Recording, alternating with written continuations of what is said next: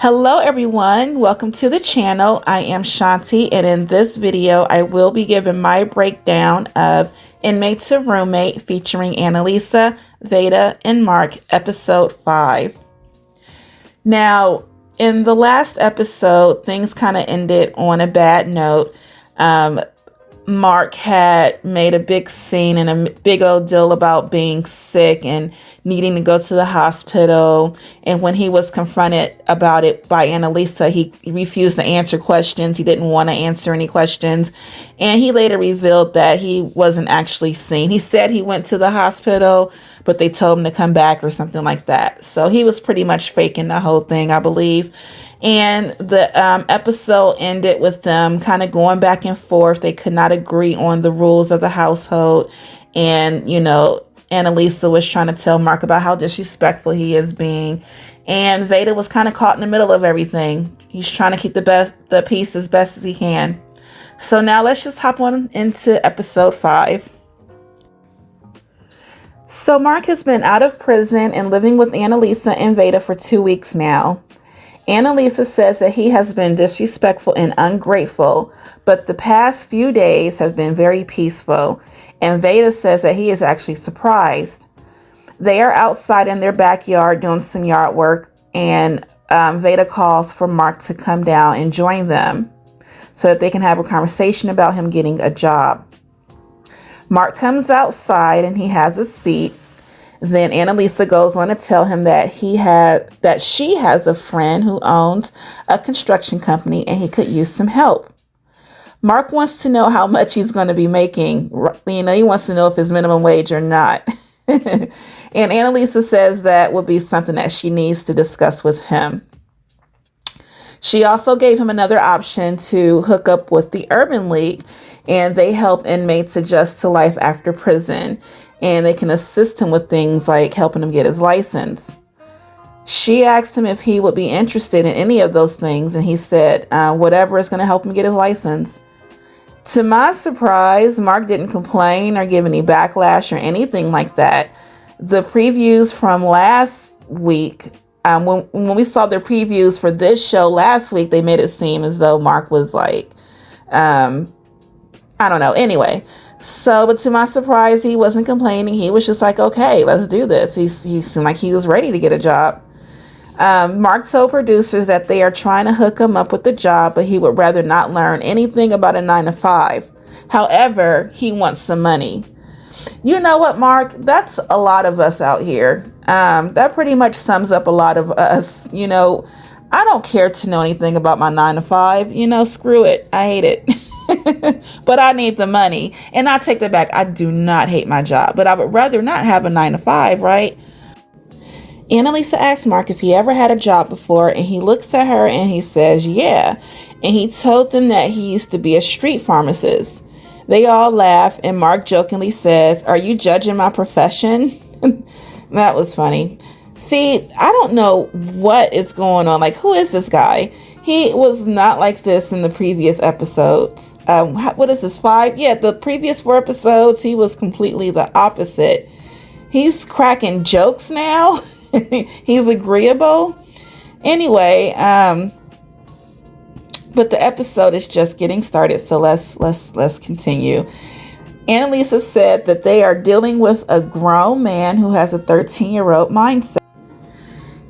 Mark was 25 at the time of filming, I believe.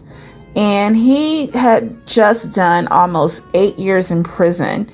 And I think he said he went in when he was 17 years old. So he was a kid. And he missed out on a lot of core development skills that he would have experienced had he not been incarcerated. So it's like the prison system has been raising him for the past 7.5 to almost 8 years. He really doesn't know any better. And, I kind of didn't think about those little minor details when I'm watching him previously. But it seems like he's opening up a lot more in this episode. And, he doesn't have a clue about anything pretty much. He is a big old kid. So that's what we're dealing with, a big ass kid. So while they're sitting outside talking, Analisa asks Mark if he would like to do a mock interview. And he agreed to try it. Then Analisa was like, okay, you have to get up and walk out and come back like you just met me. Hello, how you doing? Hi, how are you? Mark and Jimmy, how you doing? Good handshake. And I am surprised that Mark is cooperating. He got up and he came back and shook her hand, and they began this little mock interview. Like, who is this guy? She started asking him basic interview questions like, what school did you go to? Are you a team player, etc.? And he answered every last one of them wrong. And when she asked him if he was a team player, he's saying things like, Am I? I don't know what that means. Are you a team player? Yeah, something like that. Okay. And I think he said he went to the School of Hard Knocks, just saying everything that he wasn't supposed to say. And I don't know if he was actually clueless as to how to answer those questions, or if he was just trying to be funny. But he's probably never had a real job interview, at 17. Maybe he had a little after school job. I don't think Mark ever had a job a day in his life.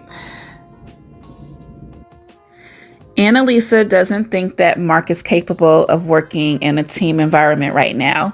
So she suggested to him that he starts working with the Urban League so they can help him with his basic interview skills. He agrees and says he is ready and he hopes it will work out.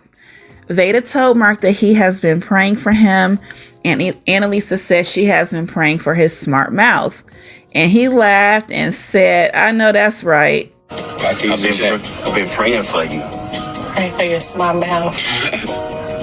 I know that's right. What? What is going on? You know what? Here's a little side note for y'all. I am a huge fan of the series The Walking Dead. And if you are someone who has watched that series consistently, you would know that every single time they're having a pleasant scene, everybody's getting along, everything is pleasant and peaceful, you know that disaster is usually right around the corner. And I have a feeling that that's what's going on here, because Mark is he's being a little bit too pleasant. It's actually mind-boggling. But anyway. In the next scene, Vada and Mark are in the car heading to the Urban League. He asks Mark if he's nervous, and Mark says no. Then he asked if he was computer literate, and then there was no answer. It was complete silence. So Vada happens to look over, and we see that Mark has fallen asleep.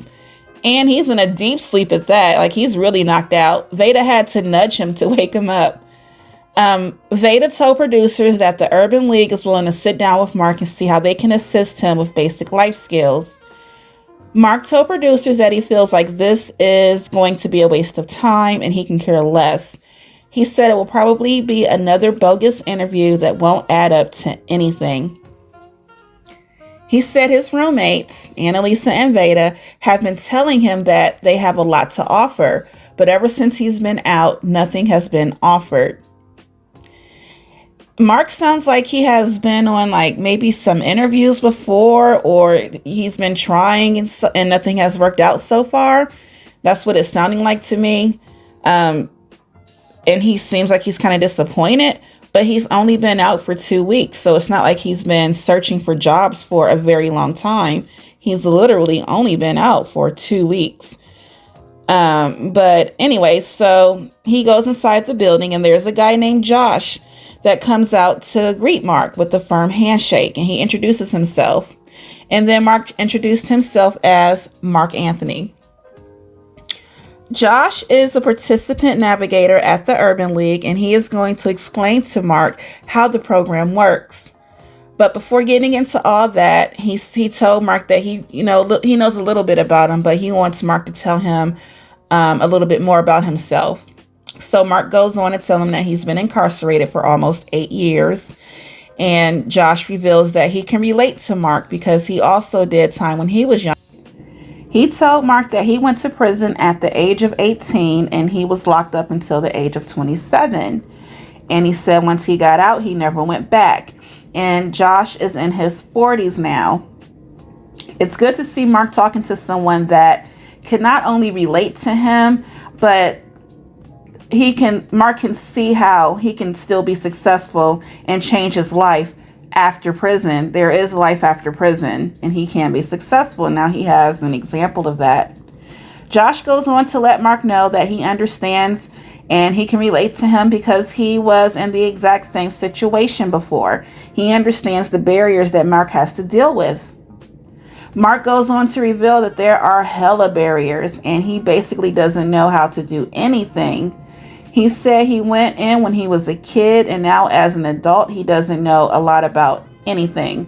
Things like W-2 forms, he said W-9s, bank accounts, all that kind of stuff is like foreign to him right now. Yeah, I don't know nothing about nothing. If I was a kid, we didn't have to do none of that. I got out, an adult. I don't know about no W-2 form, Josh told Mark that the program will help him and teach him how to navigate and kind of work his way around, adulthood, like, learning how to do little basic things that's going to help him thrive as a young adult.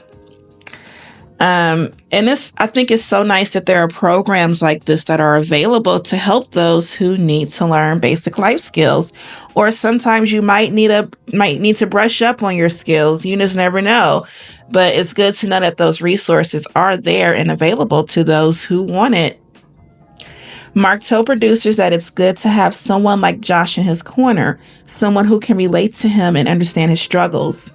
Josh told him that the Career Bridge is a stipend-based program, and they will get him ready to work immediately. He will get certifications. He'll have access to joining a union, and then he can even get into their construction trade program. Mark said he is feeling good and grateful that the Urban League is there to help people like him get back on track. Back in the car with Vada, he gives him a breakdown of how the interview went. He mentioned the paid training, and he thinks it's a cool little program. Vada told producers that although Mark doesn't act like it, he can tell that he is excited, and he is happy for him. Mark thanks Vada for bringing him to the Urban League, and he says he really appreciates it. Thank you, though, for bringing me up here, man. Appreciate it for welcome. He told producers that he feels like things are coming together now, and he finally got the ball rolling, and that's what he needed.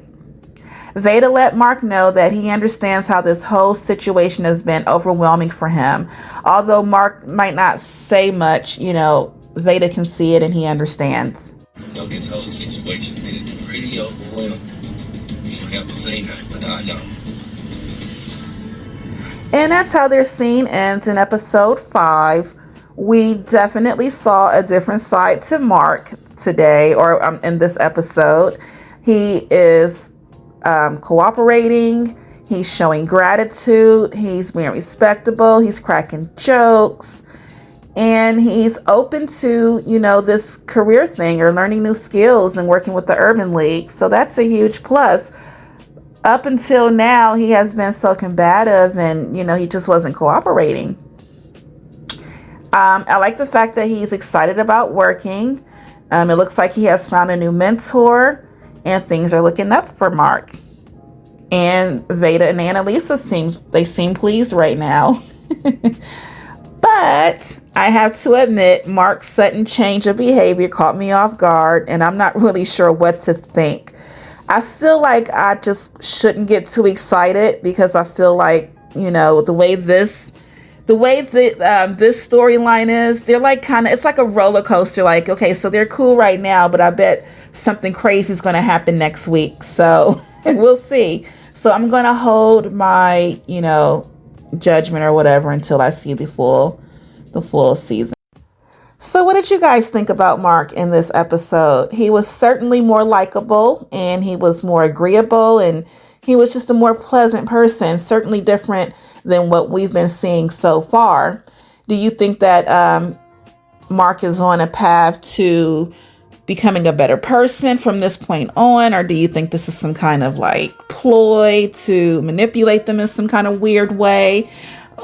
Either way, what do you think? Let me know. And please give me a like and subscribe, or at least come back and check me out. Until next time, I will chat with you guys later.